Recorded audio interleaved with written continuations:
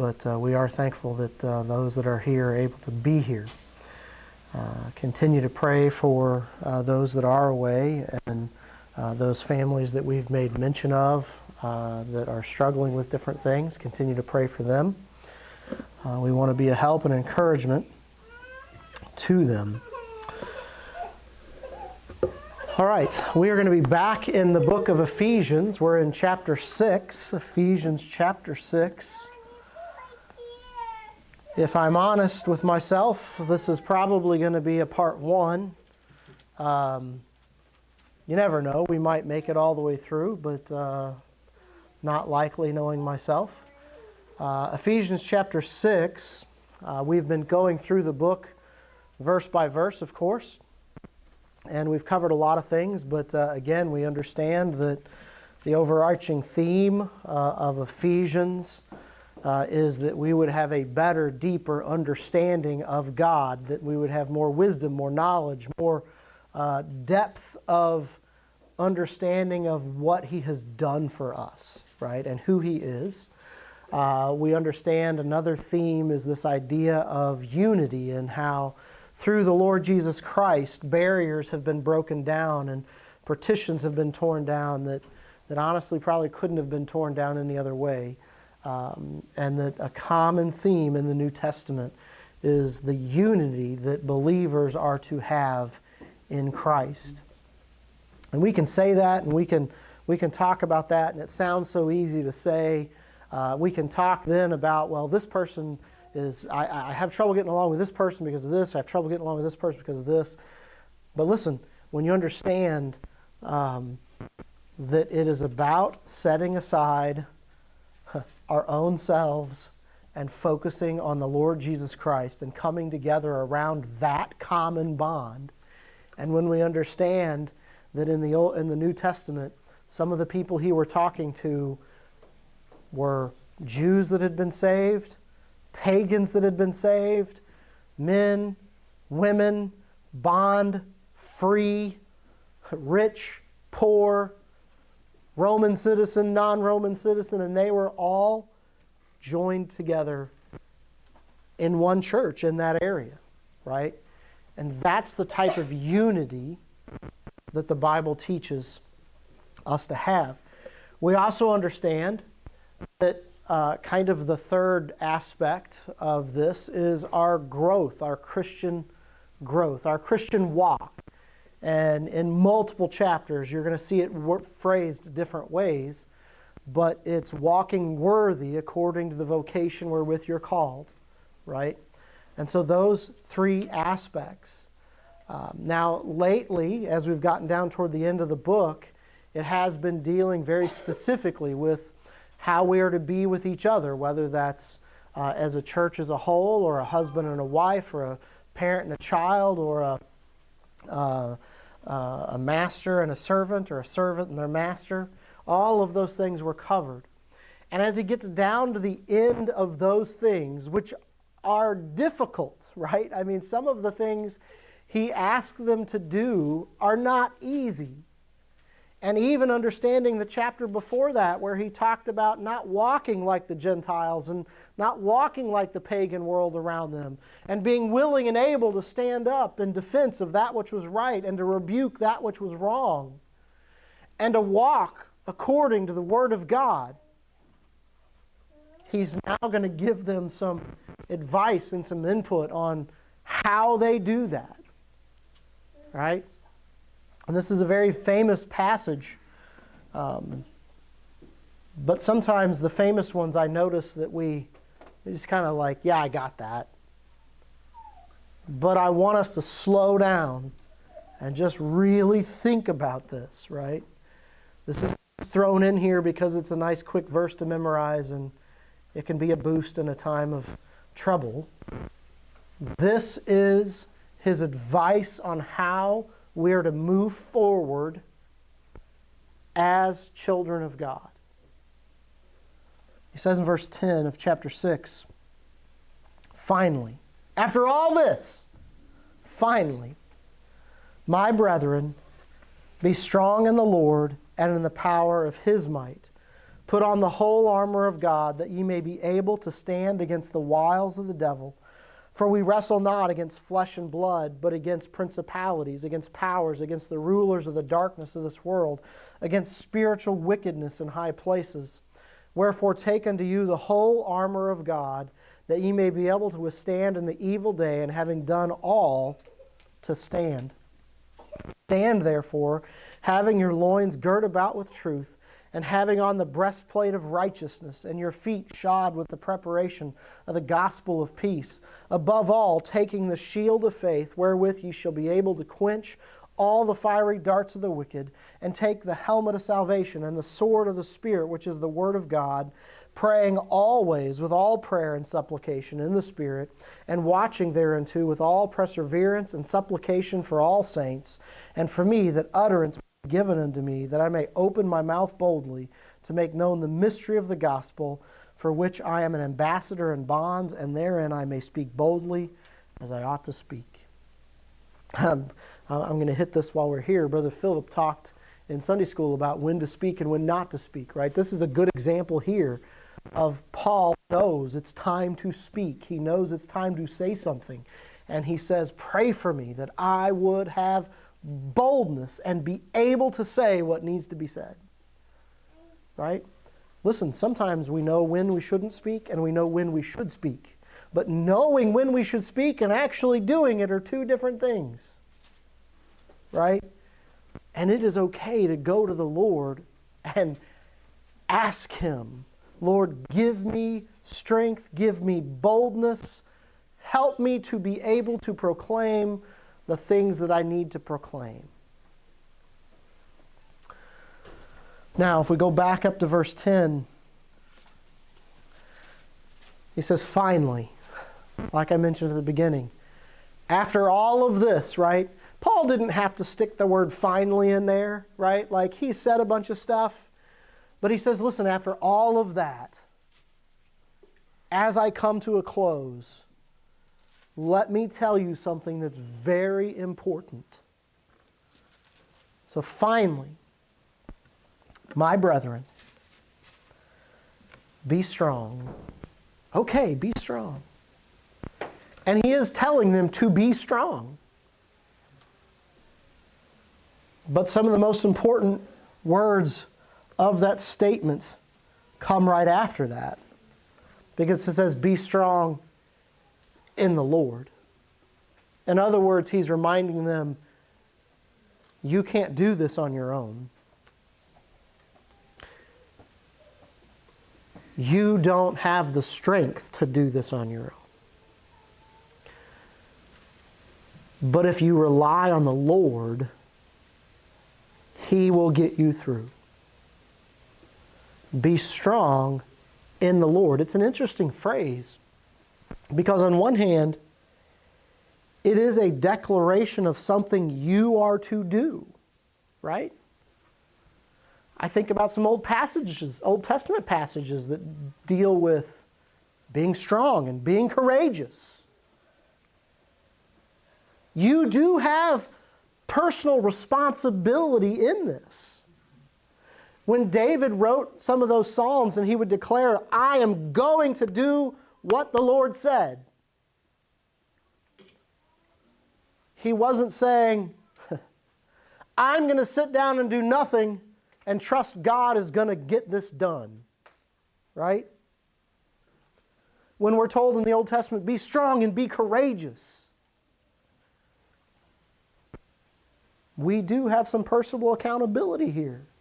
We have to step out in faith and do what's in front of us. You might be afraid. You might not know what's coming. But the encouragement is be strong. Step out and do it. But as you step out, know that your strength comes from God. Do you understand where it comes from? Be strong in the Lord. Right? Be strong in the Lord.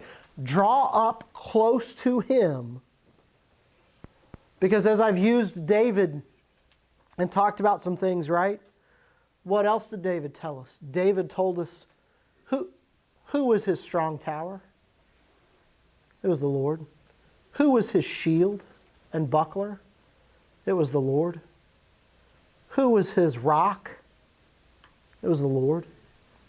Hey, David knew that he had to step out in faith and be courageous. But he knew he was only able to do that because of who his rock was, who his shield was, who his buckler was, who his strong tower was.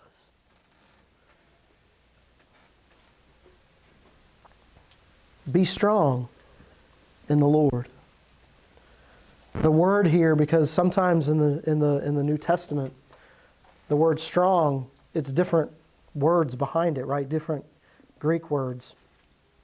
This word here is to endue with strength or to be empowered. So when you think about it that way, be empowered in the Lord, right? Be empowered in the Lord. And in the power of His might. Hey, be strong in the Lord.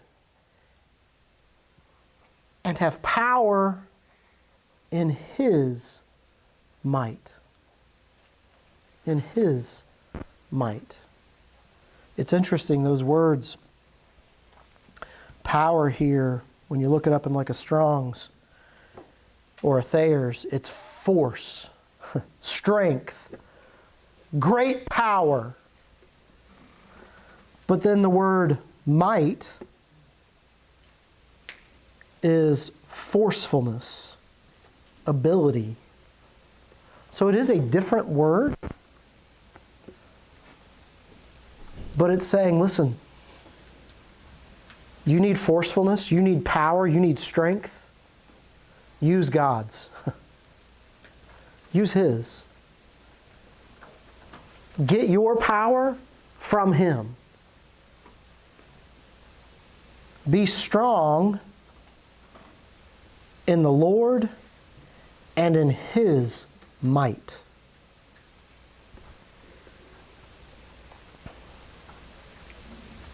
You say, well, what does that look like practically?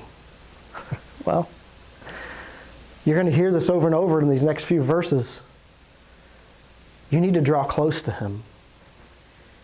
And you're not going to draw close to Him if you're not in that Word reading about Him. You're not going to draw close to Him if you're not on your knees in prayer to Him. If you're not studying about Him, if you're not learning about Him, if you're not bringing your prayers and petitions before Him. Do those things. Those things draw you closer to Him. It also requires faith, which is going to be part of the topic further on. Because for you to have strength in the Lord and to have courage and to step out and to do what's in front of you, knowing you actually don't have the strength to do it, requires faith.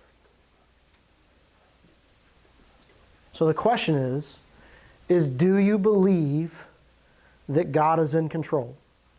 Do you believe that what you're about to step out and do is the will of God? Do you believe that God has promised that He will be with us and He won't forsake us? So to step out and put yourself in the strength and the power of God requires faith. You got to have faith. You got to trust that He's going to do what He said He was going to do. It's hard to lean on His power if you don't really believe in His power. Now listen, I'm not saying that means it's going to be easy. I'm not. I'm not even saying that this means that you're not going to have any kind of times where you wake up and you're just not sure. But in those times, can you go to Him? Can you lay those things at His feet and then step out and do what He has laid on your heart to do anyways. And then He tells you some advice in verse 11. He's going to say this twice. But He's told you to be strong in the Lord and the power of His might. And then He says, put on the whole armor of God, that ye may be able to stand against the wiles of the devil. You want to be strong? You want to have might? Well, put on the Lord's strength. Be strong in His power and His might. You want to know how to do that? Put on His armor. Put on His armor. You've got to see that. It doesn't say put on armor. It says put on the armor of God. Put on the armor of God. It doesn't say bolster yourself up, psych yourself up, tell you all these great things about yourself, tell you all the things you've succeeded at in the past, and really just psych yourself up to go get it done. It says be strong in His might and His power and put on His armor. And by the way, it's not going to tell you go put on His armor and then not tell you what that armor is. It'd be great for me to sit here and say, you're going into battle and it's going to be dangerous. Go put on some armor and then walk out the door and not actually tell you what armor or how it works. He's going to tell us that in a minute. He says, put on the whole armor of God. I want you to know something. This is really neat. Who sometimes thinks to look up some of these simple words? Put on, right? I look at some of these big words and I go look it up in the Strong's or Thayer's dictionary and I want to know more about that word. But who thinks about looking up the word put on? I love the definition that you see when you look at like a Thayer's or even a Strong's. It says to sink into. To sink into clothing. This is not some casual, I'm going to throw this on, I'm going to throw this on. Like literally immerse yourself in the armor of God. To sink into and clothe oneself. To invest with clothing. To array yourself with. Put it on. By the way, I do understand, listen, I understand that we do things in the strength of God. I understand that salvation comes through the power and sovereignty of God. I understand that our righteousness comes from Him. I understand that it's His truth. I understand all of those things. But the phrasing is telling you to go put it on. Now, I'm not saying, from a salvation perspective, understand me, I'm not saying you can go make that decision and you can put it on yourself. But I am saying that from a perspective of faith and prayer and strength and righteousness and truth, you actually have to go pick them up and put them on.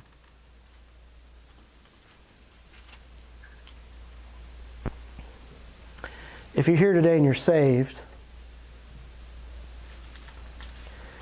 I understand that you have the salvation of God.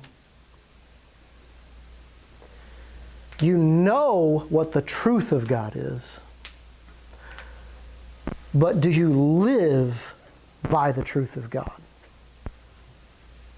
I understand you know what faith is, and you may even have some of it. But do you live by it? Right? There's a difference between seeing the armor sitting over there and actually putting it on and going forth into battle fully equipped with the things of God.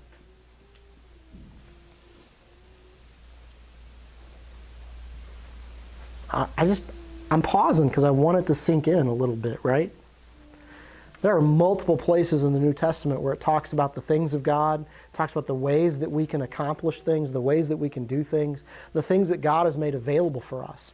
But it also tells us that we are to be like warriors, we're to be like champions that are practicing and exercising and building up for the event.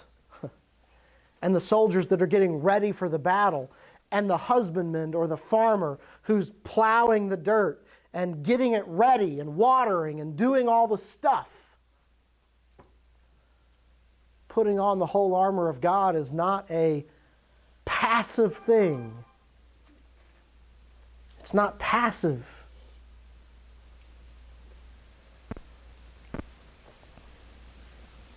But put it on. And put on the whole armor of God, the full armor, in its that ye may be able to stand against the wiles of the devil. Hey, listen, the devil is a trickster and a deceiver, and that's what that word really means. Are you able to stand against his treachery? Are you able to stand against his deceit? Are you able to stand against his tricks? And if you don't think he's tricky, man, you're not watching. We could talk about a lot of things. We could talk about it from the perspective of, sin itself. Sometimes sin itself looks like it's this big of a deal. I'm going to dabble in that, and I get it. It's not good. There's going to be some ramifications, but they're small. That's deceitful. And I'm not even getting into the serious tricks yet. That's just the common way we think about it. Yeah, I'm going to fib a little bit here. It's not a big deal. But that leads to something else, which leads to something else, which starts to take root in your life and becomes a pattern. And the next thing you know, you are way off course. But you know how else he's deceitful? What about the warning that Paul gave to actually the elders of Ephesus as he was seeing them for the last time? He told them, listen, there are going to come wolves in sheep's clothing, and they're going to come from within your own ranks, is basically what he was saying. What does that mean? That means that sometimes the tricks and the deceit the devil uses is he may use somebody who looks like they are one of us. He may use somebody that looks like they are soft and cuddly and white and pure and timid. And in reality, they got nasty teeth, and as soon as they can, they're going to sneak one of you off and devour you.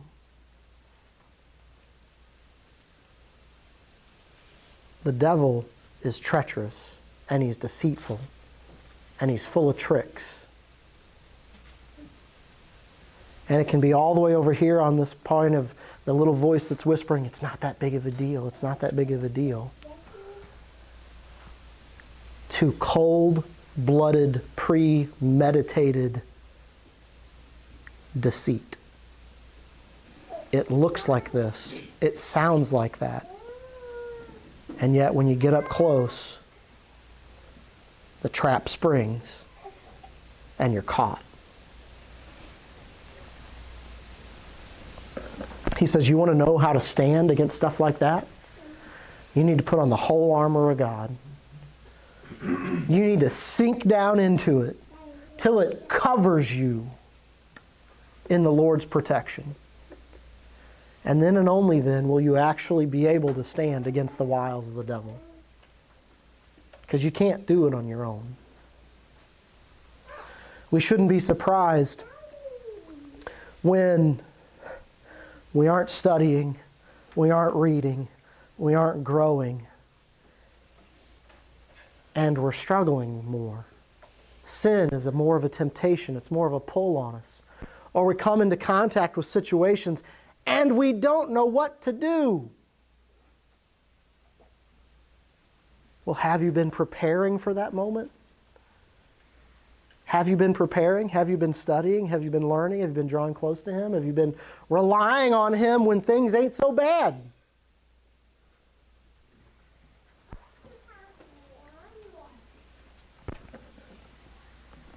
He wants them to stand. And remember, He's talking, I get it, the Lord is talking to you and me.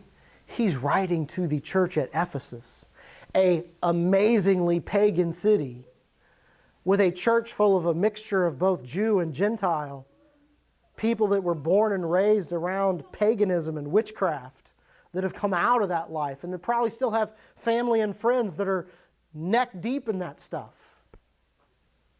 And He knows that they're going to come face to face with temptation. He knows they're going to come face to face with deceit and trickery. And He wants them to be ready.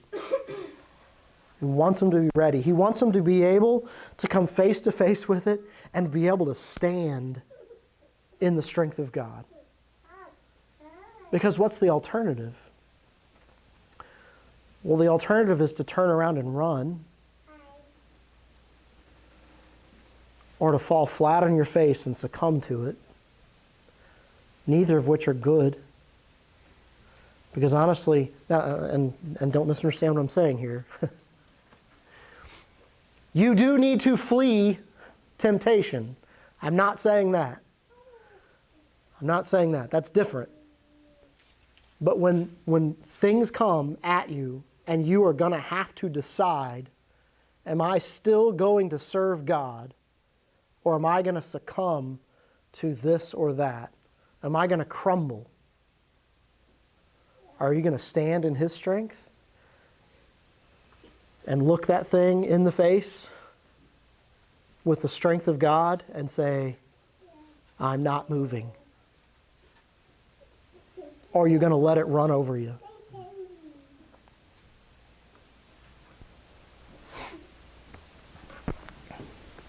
He goes on, and I think this is stated here, personally, I think this is stated here to just remind them of what they're up against, right?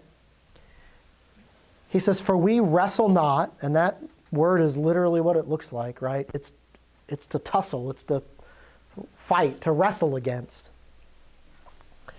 We wrestle not against flesh and blood. What does that mean? Well, when the Bible usually talks about flesh and blood, it means humanity. It means the physical things of this life. In other words, he's telling them this is not just a physical battle, this is also a spiritual battle. He's not even necessarily saying that we aren't wrestling against some physical things. But he's saying that's actually not the important part. The most dangerous part is that this is a spiritual battle. This is not just a matter of the neighbor next door that's cranky and you got to be, ready for that.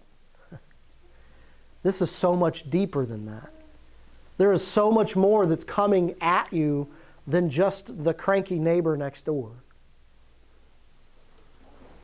It's honestly even more than maybe somebody that's in a position of power that's out against the Christians. It's deeper than that. This is against a spiritual warfare. This goes along with the idea that what we're standing against is the treachery and the wickedness and the deceit of the devil. Hey, this is not just flesh and blood. This is the supernatural. This is the spiritual. He says, but against principalities, against powers, against the rulers of the darkness of this world. Now, who, by the way, is the prince and the power? When the Bible talks about the prince and the power of this world, it's talking about the devil, Satan. He is out to get you. He wants you to fall. He wants you to fall. You know what? I am sure he rejoiced when David called for Bathsheba. It's even described later as that it's given the enemies of God the opportunity to blaspheme. You think about the impacts to David, to David's family, to the kingdom. But listen, that wasn't just the impacts to David's family and David's kingdom. There was a spiritual loss at that point. That is something that for generations people have looked at and have been able to mock. Mock somebody that lifted God up on high. And by him lifting God up on high and then doing what he did, it caused people to be able to mock him and mock God.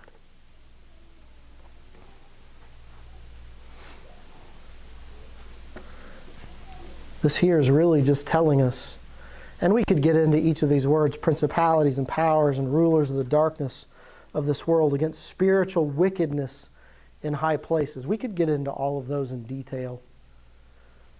But I think the most important thing for you to notice is that he's saying this is not just a physical warfare. This is spiritual. Hey, there's a physical aspect to it, because you know what? Some of Satan's closest followers are in powerful places, positioned according to his intent and strategy.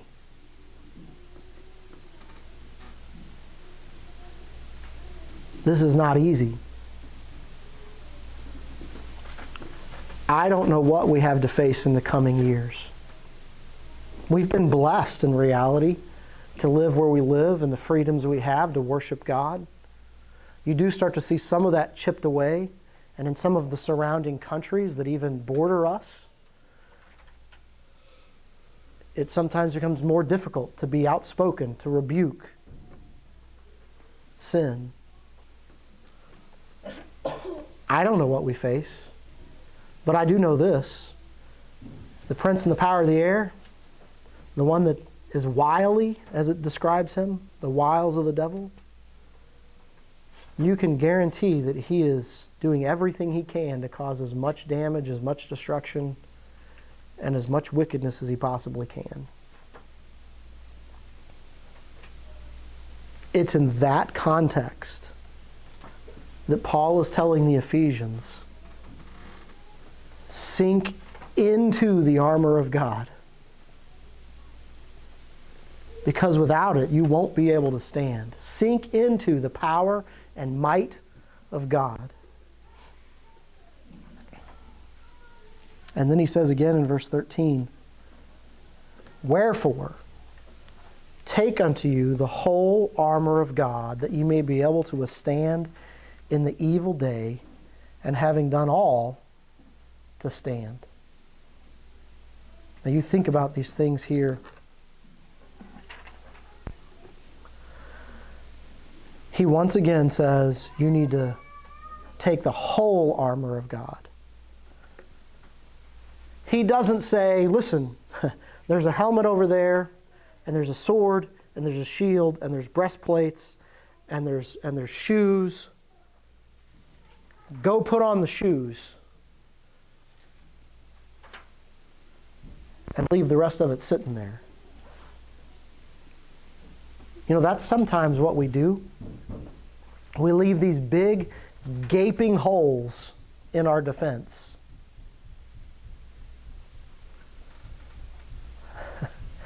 Well, I got the helmet of salvation. I don't need that shield of faith right now. I don't need the girdle of truth. I don't need the sword. He says, put on the whole armor of God. Now, a minute ago, he said, put on.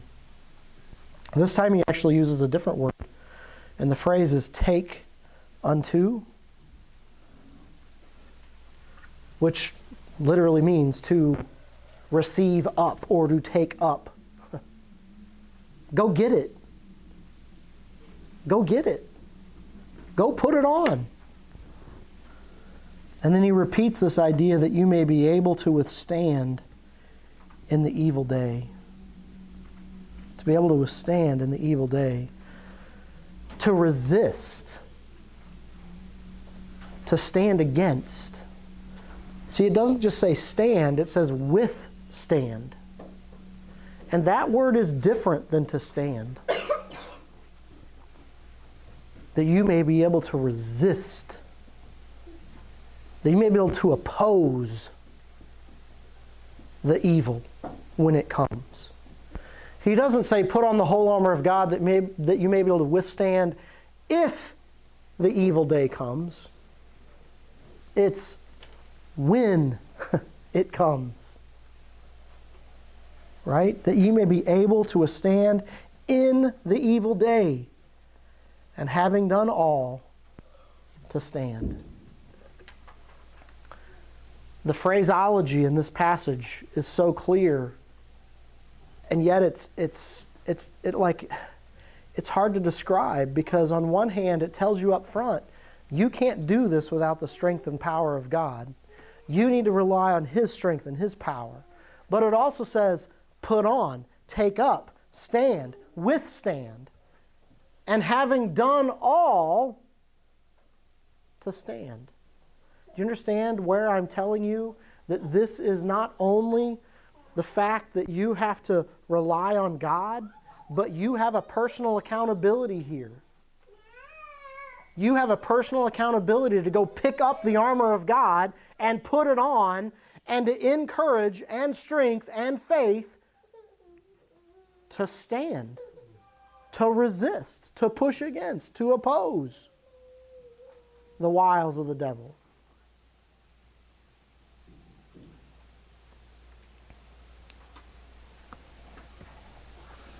And you have to love the way He does it here. To withstand in the evil day, and having done all, to have done everything you could, to have fully worked at it, to have fully prepared. Now stand.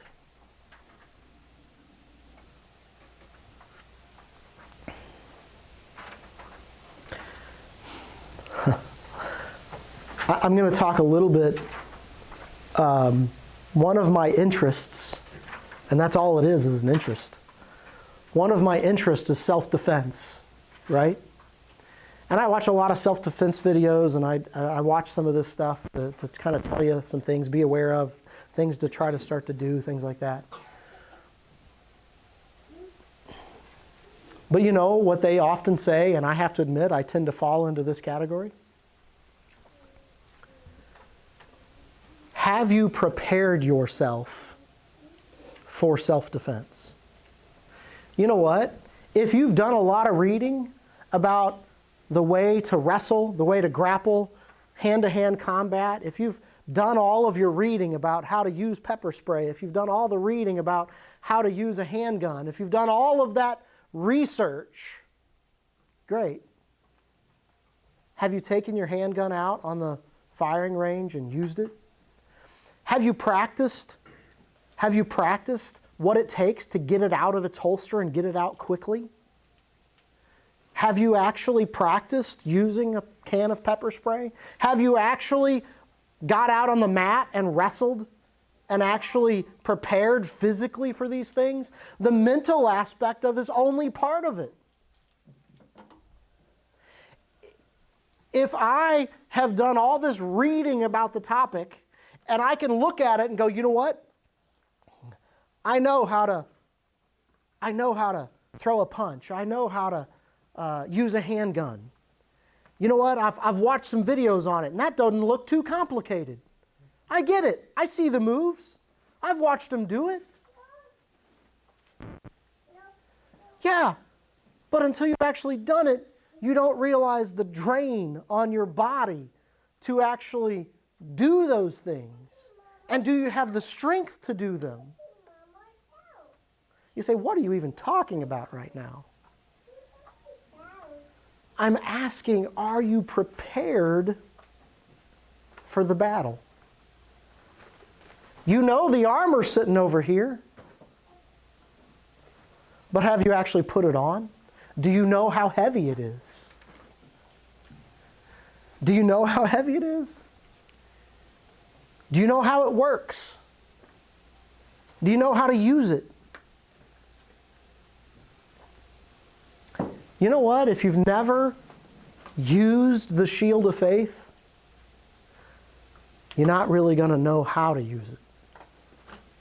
If you've never dealt with it, if you've never used it, when it's really important,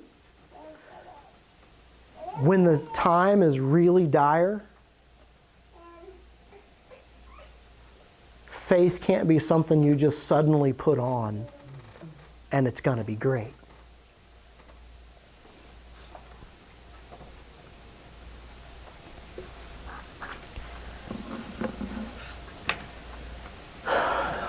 One of the things, and the first one we'll cover next time, we won't cover any of them this time. One of the first ones that it talks about, and I'm going to ask you this question now, before I even talk about it next time, right? We'll talk about it next time, Lord willing. One of the first things it says to put on is truth, right? In verse 14, stand therefore having your loins girt about with truth. Oh man, that sounds good. That sounds really good. And the breastplate of righteousness. What does it mean? What is truth? Have you immersed yourself in truth?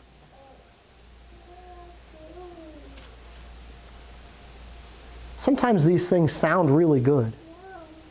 But if you don't actually understand what they mean, how do they help you?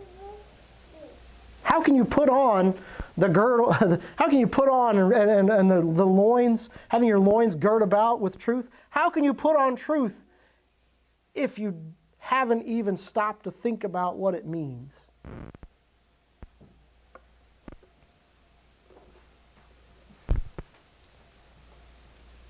So, as we get ready to go into this deeper next time, you need to understand that you have some personal responsibility and accountability in this thing. You've got to stand, but you have to realize it's not in your strength, it's His. You need to know that you need power, but you got to understand that power comes from God, not from you. You have to put on the armor. It's there. God has provided it. Are you wearing it? Are you wearing it? And you have to remember that it's His armor. Each one of these pieces of armor that's described is an armor from God. And as we go through this, I can't do it all up here, guys. As we go through this lesson, you guys need to be thinking about what each of these pieces of armor is. And how do you put it on? That's honestly not going to be something that I'm not going to have enough time to go through this and to give you all the details of every aspect of each piece of this armor and how that is worn. You need to study this. You need to study this. I'm going to do the best I can to tell you about each piece and what it means and how it helps us. But I can't put it on for you. I can't have you train with it. I can't have you use it in the little things so that you're ready when the big things come. I can just tell you about it. You have to put on the whole armor of God. All right, and with that, we're going to go ahead and stop. I made it even less than I thought I would. That's okay. Thankful that we're here. Thankful to know that the Lord has given us these great pieces of armor that we can stand against the stuff that's coming. Right? Thankful for it. Brother Phil, would you